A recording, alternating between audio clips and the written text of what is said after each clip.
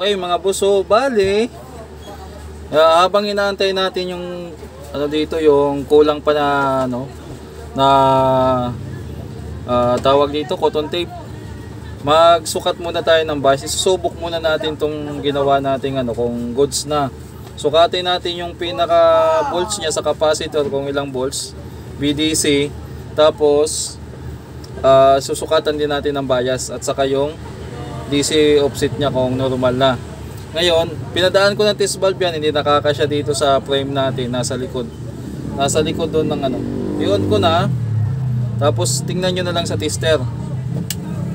Okay? Yan. So dito, susukatan natin. Baliktad yung tester natin. 64. 64. Ngayon, yung bias naman, simula dito papunta doon. Tingnan nyo na lang sa ano. Dahan-dahan tayo, baka magdikit. 0.4. 0.4. 0.4. 0.4 din. Sa kabila, paano ba to? 0.4. 0.4 din. 0.4.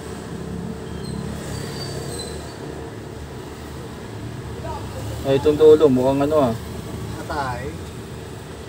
0.4 din. Bakit kuya? Yung pina-repair ko na test pan namin, yung nakaraan, electric pan. Pero okay naman. Test Hindi pan? naman nagdolo ko. Oo, yung pilitan natin ng bushing. Oh. Okay naman, hindi naman nagdolo ko. Alam mo yung misis ko, yung kasama ko, si Yani. Tumataba, yung nagbayad.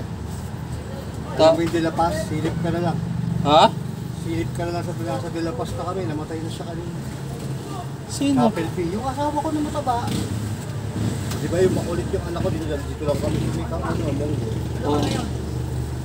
Annulation. Electric fan? Wala naman ako ginawang electric fan ng mga nakarana. Last month pa yun. Ha? Last month pa yun. Last month pa? Magkano chapel fee tayo kuya? Okay. Wala namang pinagawa dito yung electric fan. Sige tuloy. Ewan ko. Hindi ko na maalala eh. Ewan ko sa kanya. Binalita lang niya. Teka lang. So tuloy tayo. May sumingit. So mataas yung biasing niya, yung DC offset niya. Nasa 0.227. Tapos kabila. Okay. 0.003 yung DC offset niya. Itong sa isang channel, ang medyo mataas. Dito natin kasi nilagay yung ano eh, yung mga lumang transistor. Yan, saan ba yan? Ito yung channel na to. So dito yan. Lahat ng lumang transistor na na-check ko na hindi pa kinalawang, binalik ko dito. Ngayon, ang gagawin natin, palitan na lang natin ng bago kasi tingnan nyo, medyo mataas pa yung DC offset niya, nasa 0.227. Ayan. Sa kabila, 0.004. Yan. Kung mapapansin nyo, yung kinabit natin dito sa ano, mataas yung biasing niya. So bakit ganon? Kaya minsan pag nagpapalit ako ng ano dito, ipapaliwanag ko kasi minsan nababash ako dyan sa sinasabi nila na hindi naman kinalawang, pero bakit mo pinalitan? Kasi minsan, halimbawa, ito 12 pila, patayin muna natin. 12 pieces to na transistor. Lagay natin dito. Ayan. 12 pieces yan na ano. So, kada isang channel, 6.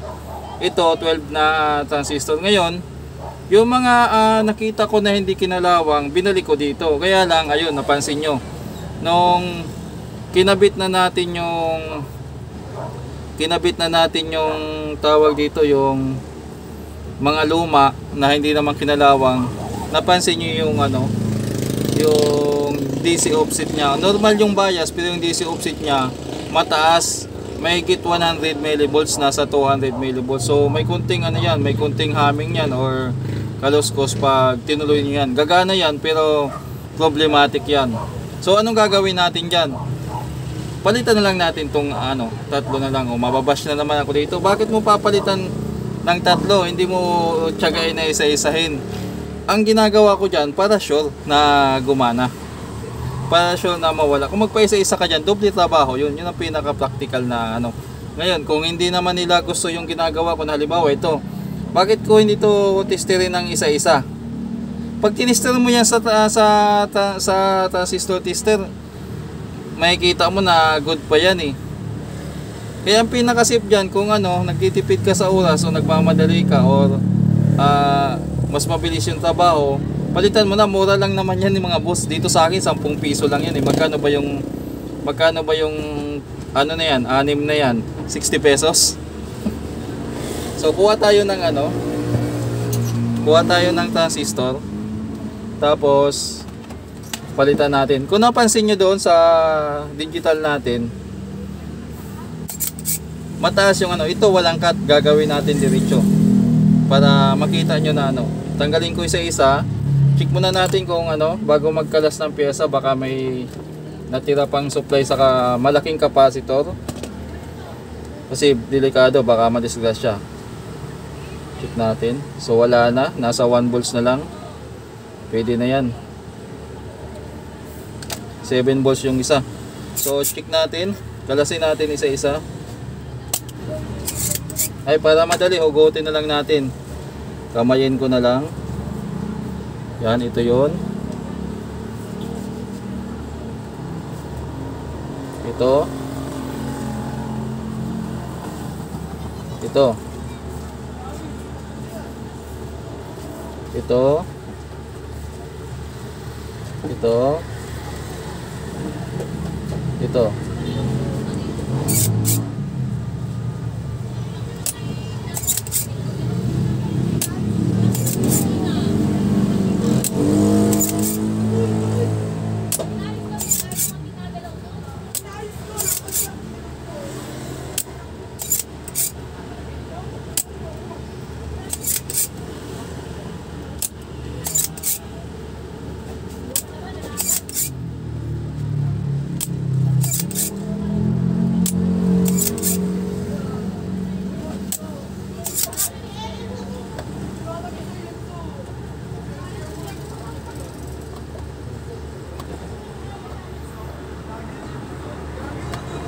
Okay. So kuha tayo ng bagong pyesa. 5401 at saka 551. Lagyan natin ng bago. 5401, tatlo. Tatlong piraso yan.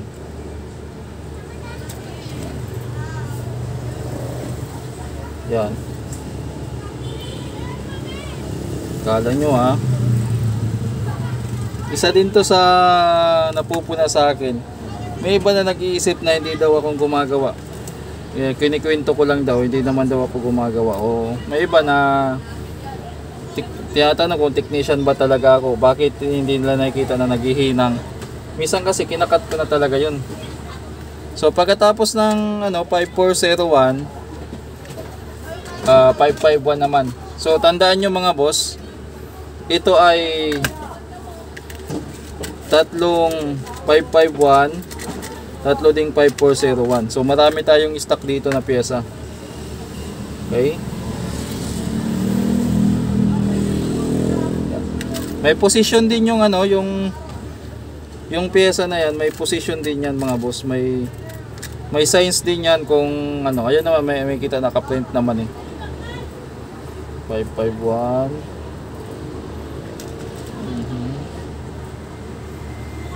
5401.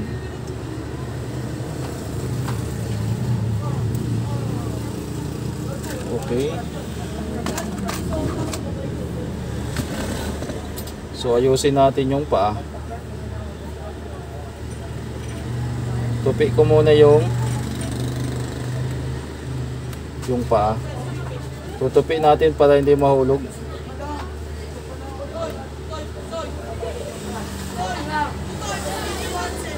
Ha?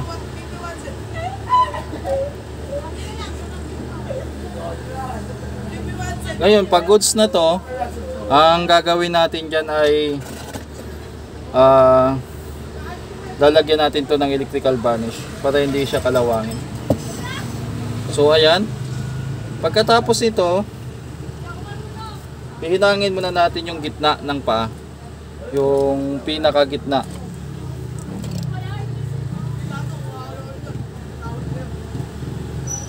Puro gitna muna ang hinangin ko.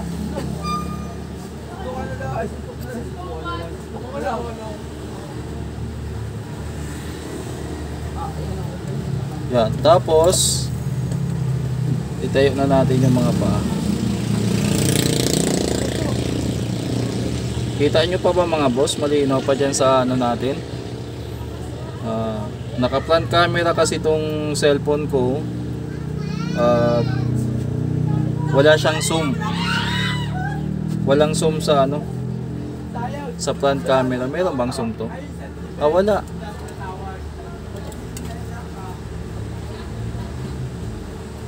Hinang.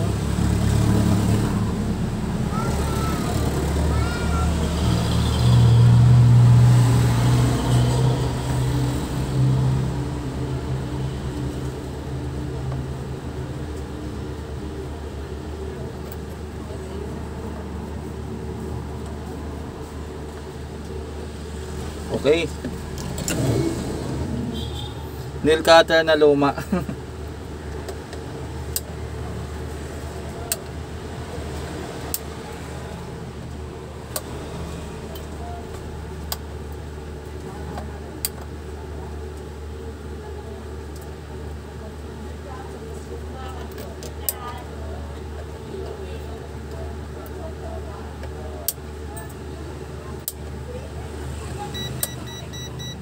Naisipan kong gawan to ng video kasi yun nga hindi ko naman talaga forte na gumawa ng ganitong video na parang semi tutorial ang datingan.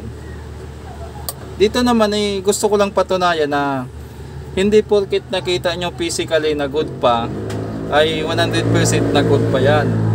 Kasi ilalapit ko mamaya yung pinagtatanggal natin na pyesa dito para maunawaan nyo. So ang pyesa dito sa ilalim, ayan o. Andito yung pyesa, ayan o, yung kinalas natin. Hindi natin. Ayan natin dito, ano. So kung titingnan nyo dito, physically, kung titingnan nyo, physically, good pa siya.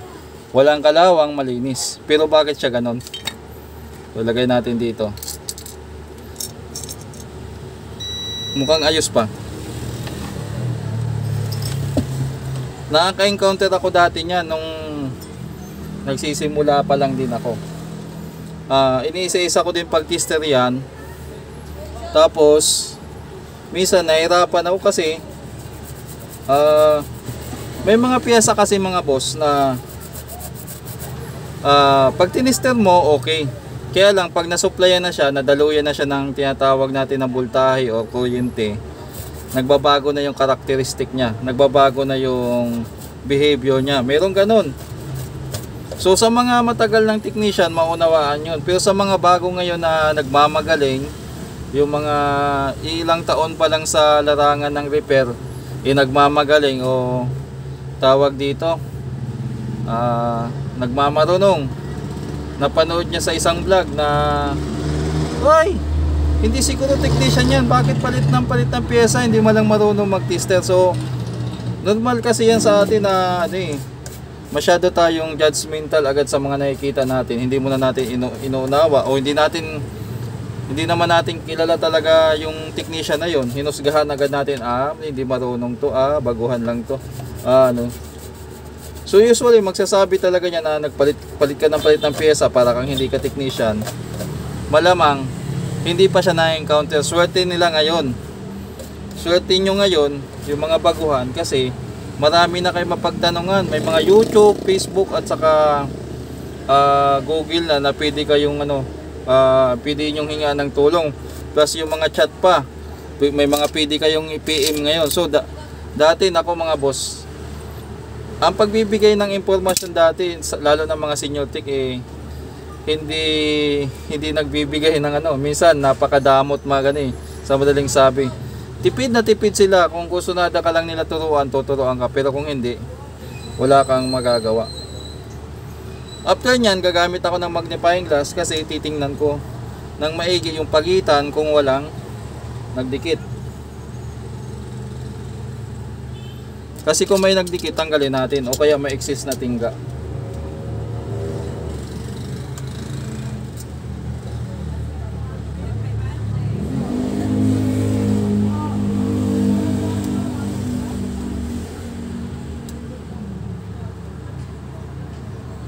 Okay.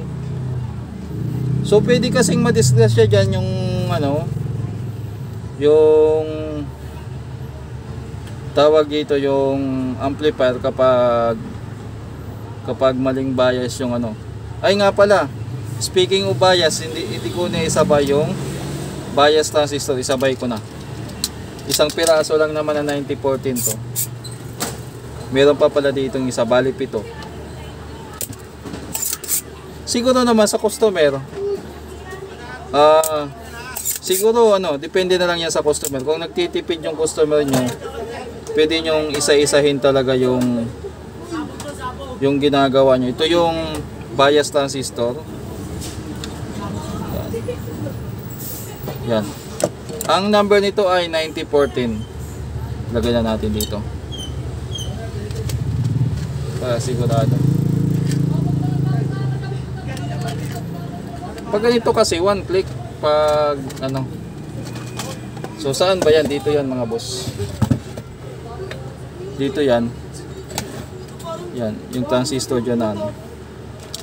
So lupit muna natin tong paa.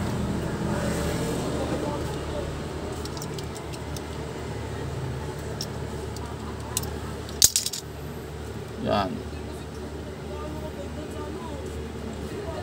Kaya nag-jump na tayo sa conclusion na palitan na lahat. Gawa ng dala na rin ng experience tayo, binangungot din dati sa mga ganitong trouble. Inabot din tayo ng mga ilang araw, minsan linggo bago matumbok yung ganitong sira. Hanggang sa yun, nakaisip tayo ng idea na bakit hindi palitan lahat ng ano, para sigurado. Merong ganon. Kung matagal ka sa electronics, maunawaan mo kung bakit pinapalitan na lahat yan, hindi na pinapalitan ng paisa-isa.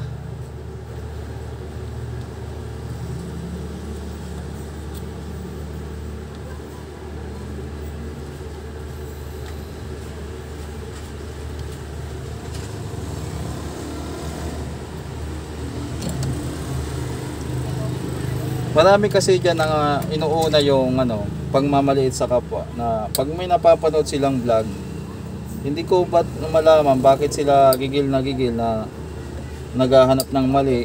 Yun, napuna nila sa akin yung bakit ako palit ng pyesa na hindi ko na tinitester. Meron naman akong tester. May mga time na magtitester ka ng pyesa, may mga time naman na hindi na. Lalo na kung na-experience mo na, alam mo na ang gagawin. Ano. So, palit na yan ang pyesa. Pag ganyan. Okay. Kaya tayo gumagamit ng magnifying glass, nagkakaedad na, salamin. Siguro natin kasi may kunting ano lang yan eh. Dati nabiktima din tayo nitong may hinang na sumabit sa gitna, sa pagitan ng paa, hindi napansin. Yun. So, una natin ulit yung tester. Ngayon, haba ng video natin, oh. Okay. Double check sa mga ginawa, walang ano. Minsan kasi yung pump mo may nahuhulog na residue ng lead. Okay.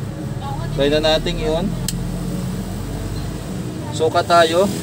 Ground at saka dito, mapansin nyo 0.012 na, 0.030 na yung ano nya. Pwede na yan kasi ang pinaka safe na sa DC offset 0.020 pababa.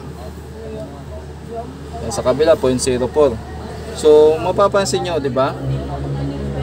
Okay na yan mga boss. Nagpalit tayo ng transistor, check natin yung bias dito. 0.4 pa rin, hindi nagbago. Ba't dalawa lang i-check ko kasi magkasama lang naman yan.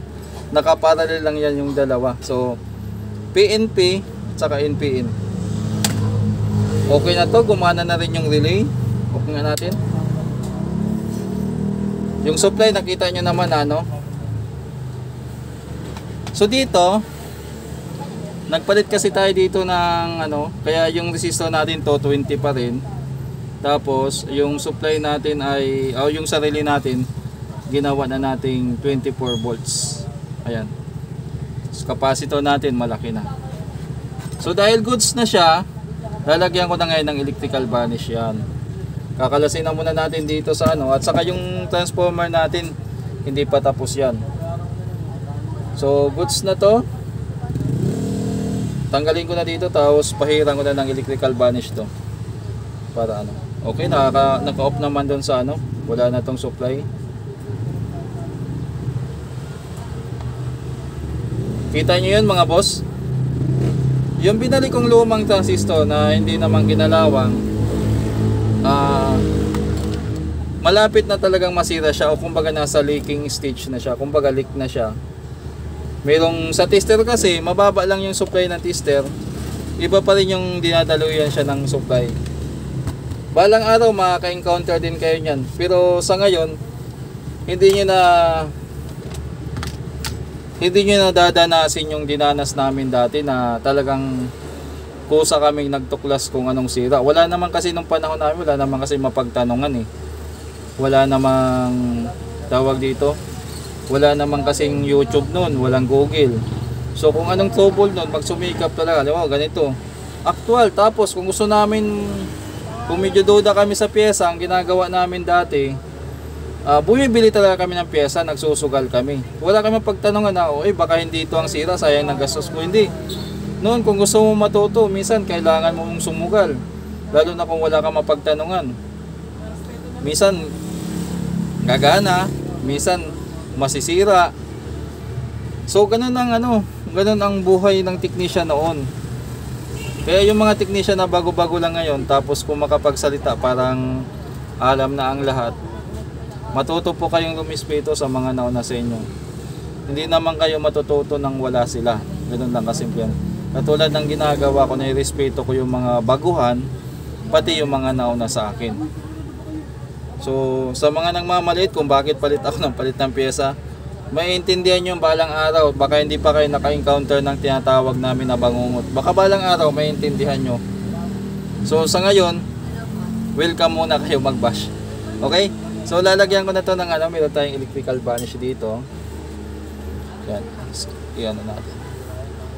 Ang ginagawa natin dito ay meron akong straw, sinasawsaw ko dito. Tapos pinapatak ko dito, yan. Hindi ko siya binubuhos para hindi naman masayang. Papatak-patak lang tayo. Okay. Siguro naman sa mga mga boss, masasabi nyo technician na ako. Kasi nagpalit na ako ng actual ng transistor. Nag-tester na rin ako. Nagpalit ako ng transistor na actual. Marunong ako maghinang. Tapos marunong naman ako magsukat ng bias. Siguro technician na ako nito, no? Hanggang dito na lang mga boss, at mahaba na yung video natin.